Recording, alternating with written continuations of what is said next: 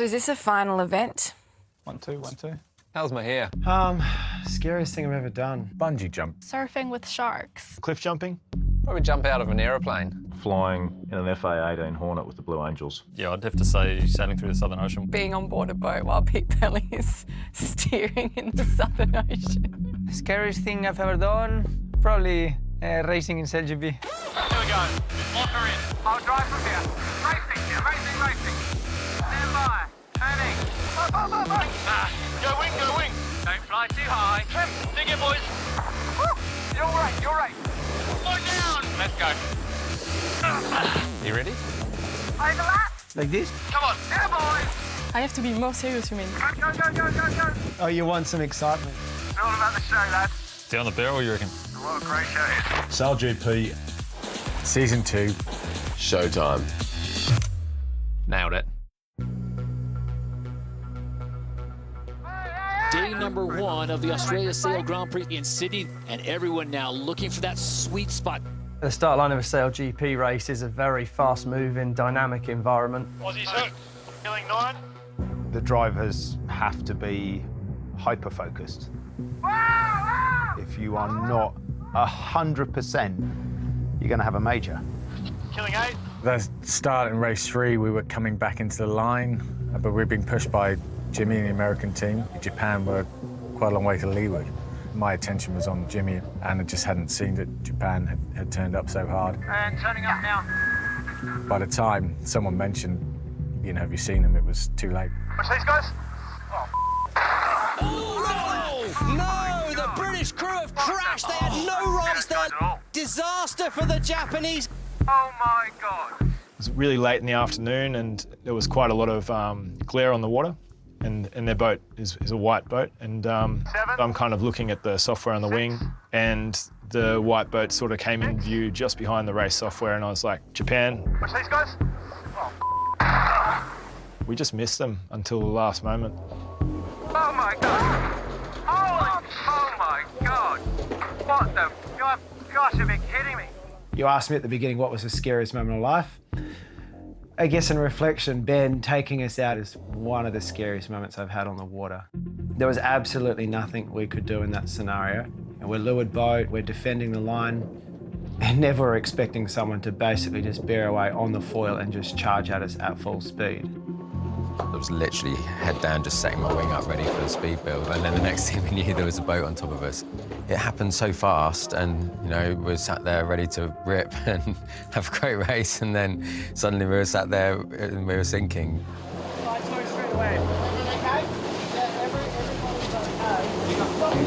The Japanese boat was severely damaged to the point probably weren't going to be able to race the next day, and in that instance, we almost certainly weren't going to be able to race, and almost certainly the season was over for us.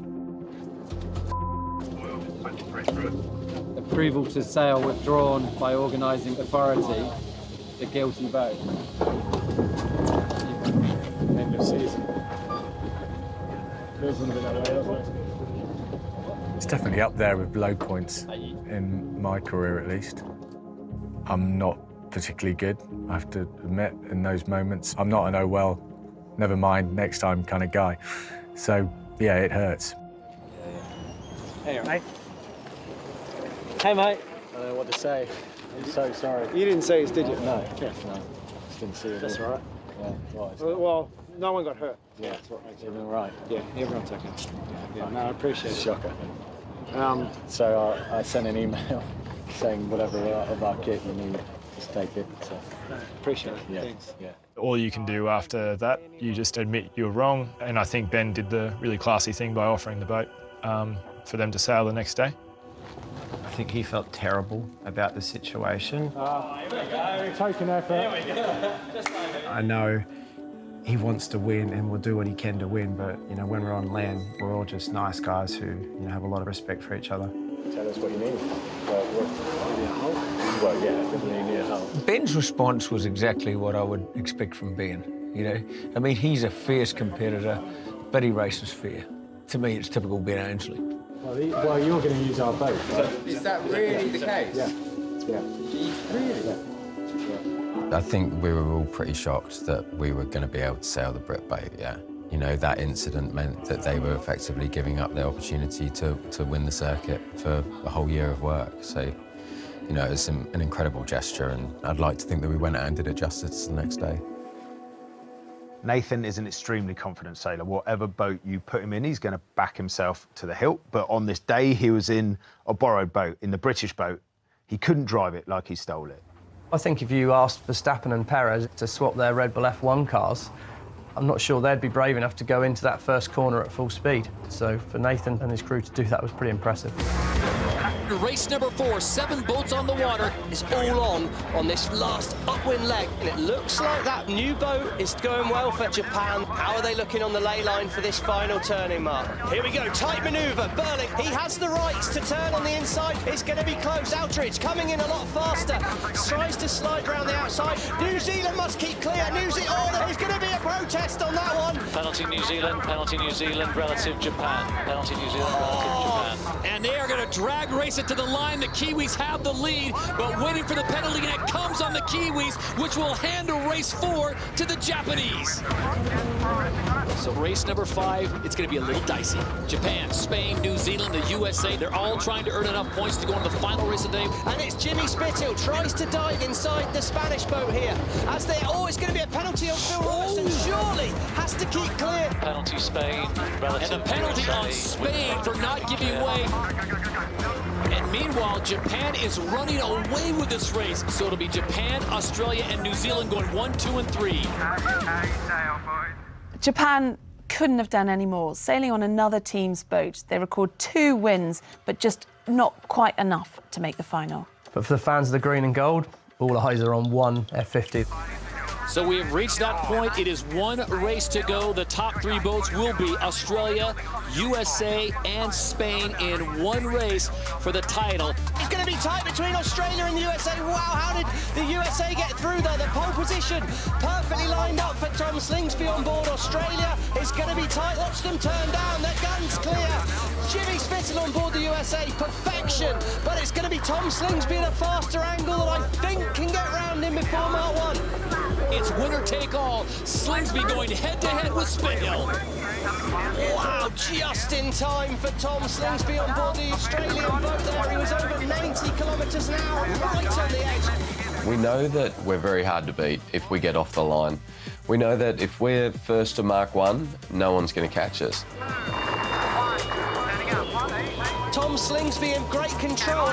Another mistake by the Spanish crew. They're off the foils. Keep trying, keep trying. If you're not pushing 100% in these boats and all the racing, you're going to be rusty. We got to that final and we were bloody rubbish. The Spanish have fallen off. The Americans are trying to track down Slingsby, but gate number 6, it is still the Australians trying to push the pace. As things stand with Australia and the USA, they would book their places already in the grand final in San Francisco. The Aussies won in Plymouth. They won in Denmark. They won in Cadiz. And here comes Tom Slingsby and the Flying Roos. They will win in Sydney. Leading going into San Fran's nice, but none of it matters unless we perform in that last race, last 15-minute race in San Francisco. The Australians win their home event. They're 2nd in a row. They're 4th for the season, and they are looking really hard to beat. The SailGP's Female Pathway program is getting these athletes on board. This is a set of eyes they've never had before.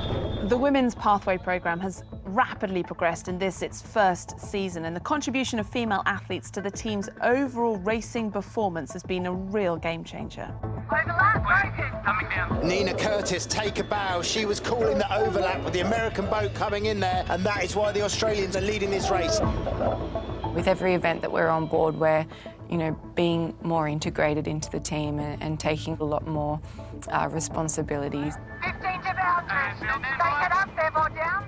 These guys have been sailing together for so long, and so, finding space in my position has been a little bit of a challenge. But I feel like my position on this boat is making sure that there's nothing falling through the cracks and just being that person that can catch anything. Just tap me on the shoulder. Make sure he's got it. And I think also you can say whether we're bow forwards or bow back on the cross. I won't shut up until you say copy.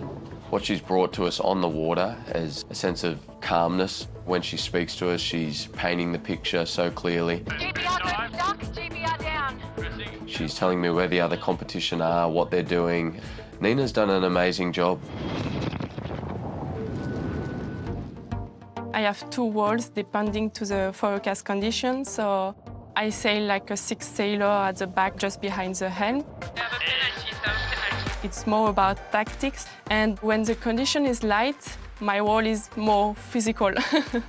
And yeah, I have to grind like maybe all the time and really focus on it. CJ Perez, the youngest in the fleet at just 18 years of age, out of Hawaii, happy to be on board with USA Sail GP. We want to be sailing in the major roles on the F50s, and we want other females to see that as well and to hopefully be inspired to do the same thing and really change the face of the sport. If you know your history, this place is really special. Some people called it the greatest sporting comeback of all time, when Oracle Team USA overturned an 8-1 deficit to win the 34th America's Cup. Nearly 10 years on, and we've got 3 key members of that team in Spithill, Slingsby and Ainsley back here on the racecourse.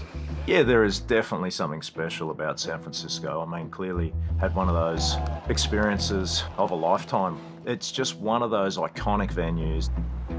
The rules are clear. After 5 races here in San Francisco, the top 3 teams in the championship will go into the grand final and race for the $1 million prize.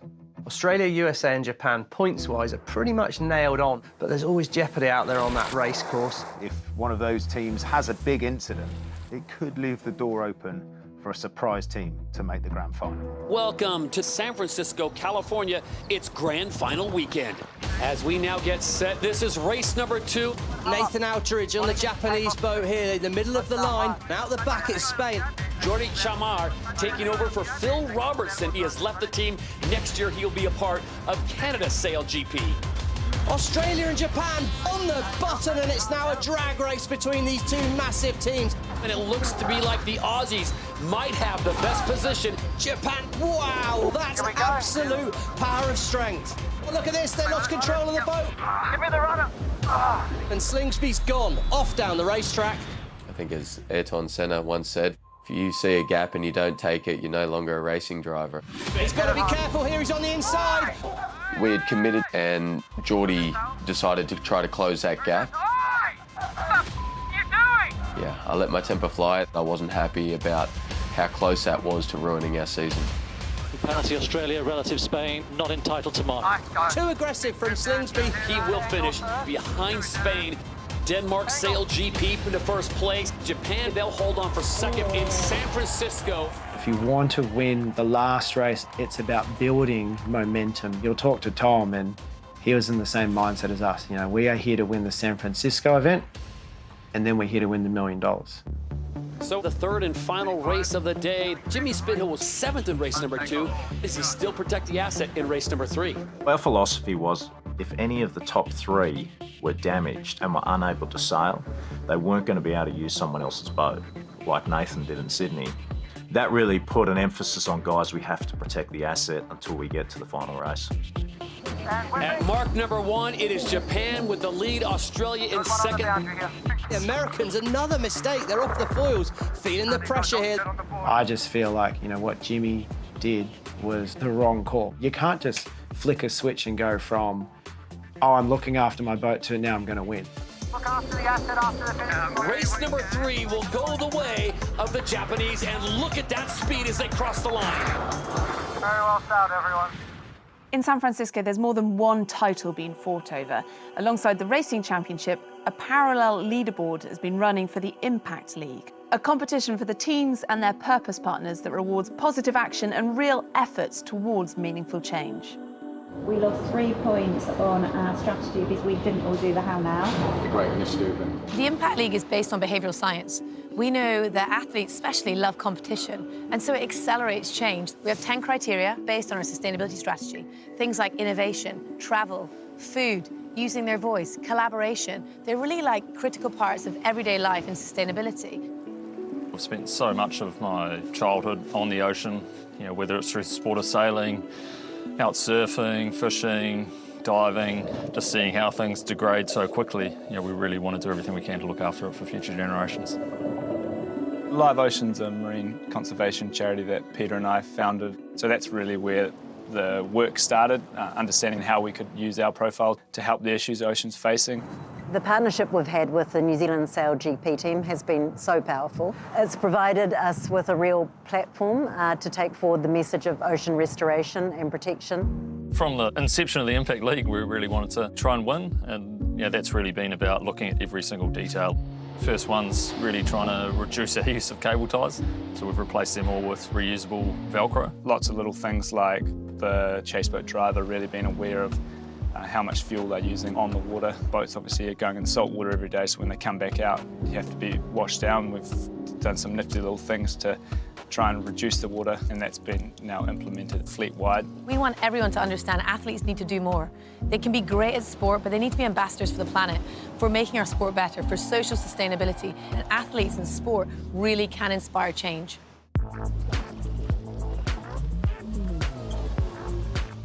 Sail GP's Inspire Racing programme has been shadowing the F50 action at all the events. It's a real chance to see the best young foiling talent. It's great to make them part of the event and to let them experience that for themselves. And that way they really get to see these top professional teams in action. It creates, I think, the stimulus for them to then say, OK, that's really what I want to do. It's been really special this week, meeting Jimmy Spittle and Team USA, and also seeing CJ. Where she is now, it just makes it seem a lot closer, and really, really special to be here with everyone. There's no doubt in my mind that we will see an athlete out of the Inspire program racing these boats. For the first time, we've actually got a legitimate pathway for these younger guys and girls to come through and aspire to being on these Sail GP rosters. I love speed, love foiling. I think that would just be the absolute ultimate. The final day in San Francisco. After a season that stretched over almost 12 months and taken us right across the globe, it all ends here. Day number 2 of the final event, and all boats flying in the shadows of the Golden Gate Bridge. This is the first time we've seen the Americans and Jimmy Spittle leading the fleet, and what a time to do it. The speed, the level, the amount of boats, it's auto racing. I mean, this is F1.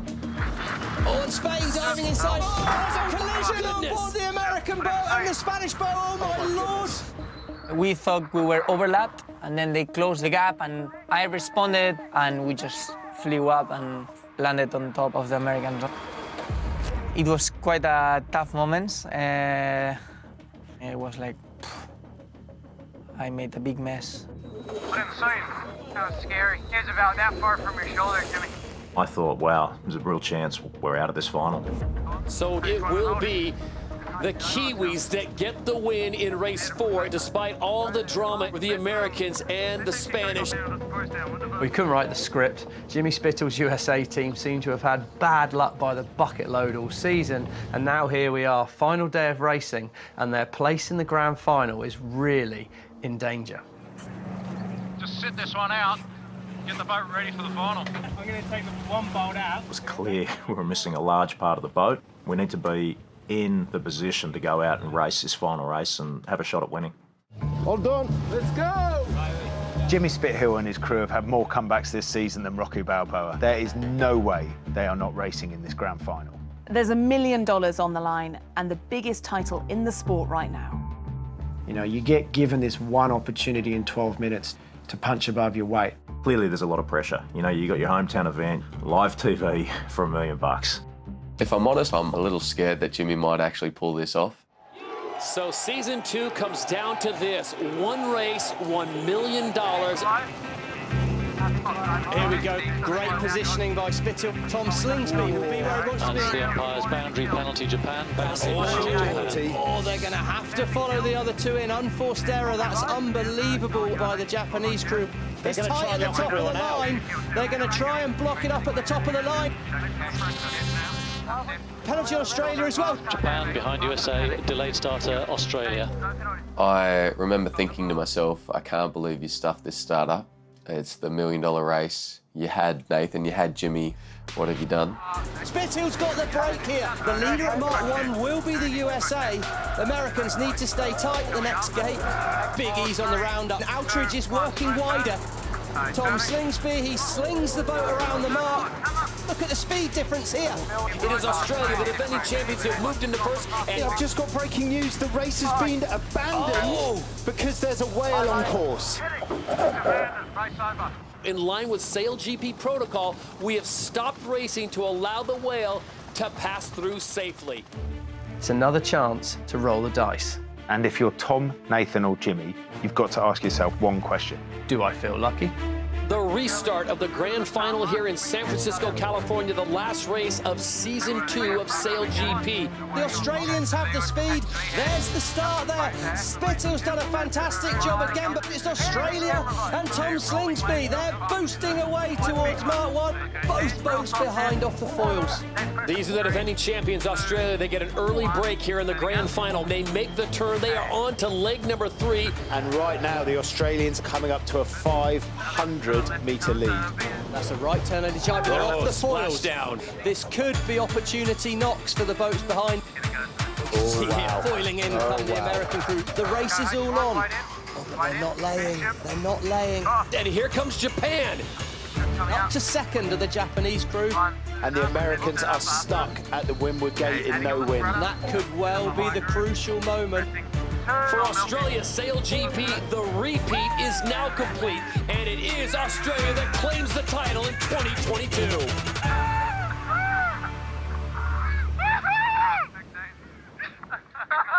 Look, I did say I'd prefer to be lucky than good on a day like today, and it felt like we got a bit of both. So, yeah, it's just such a good feeling to do it like that. The grand final placings confirm the overall season championship. Ben Ainsley's GBR team just off the podium in 4th. Jimmy Spittle's USA 3rd. Nathan Outridge's Japan in 2nd. And Australia's SailGP team, led by Tom Slingsby, back-to-back champions. All season, Tom in the Australian team has been the benchmark team.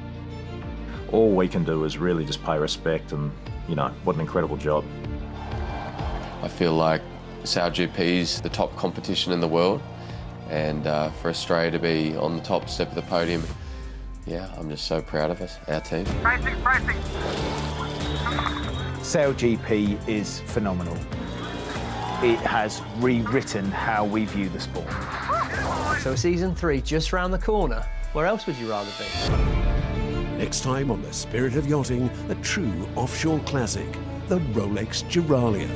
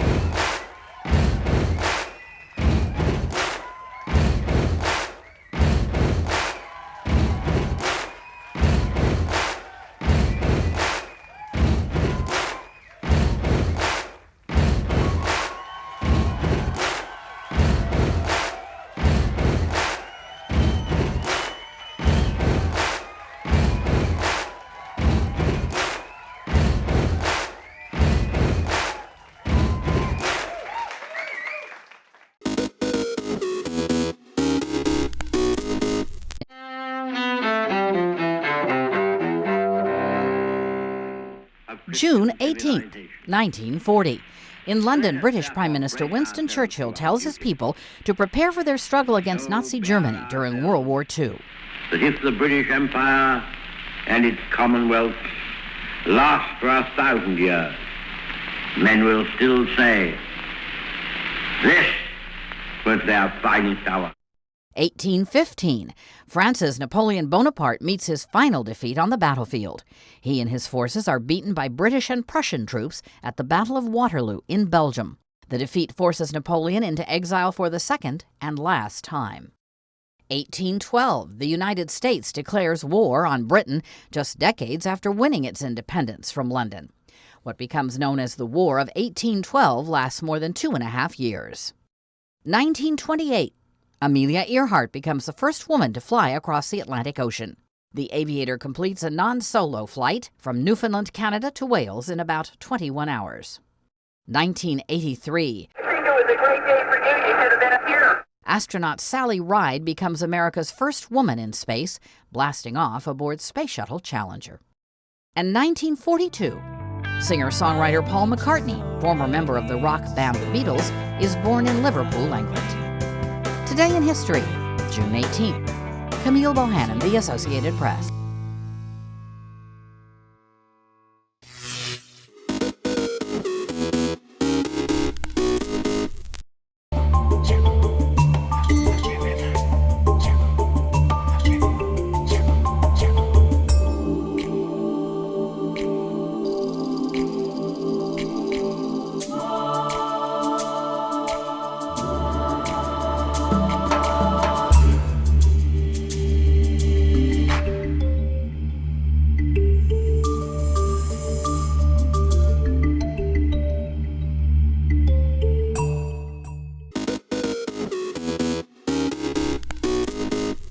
Welcome back in our studio, and in today's news,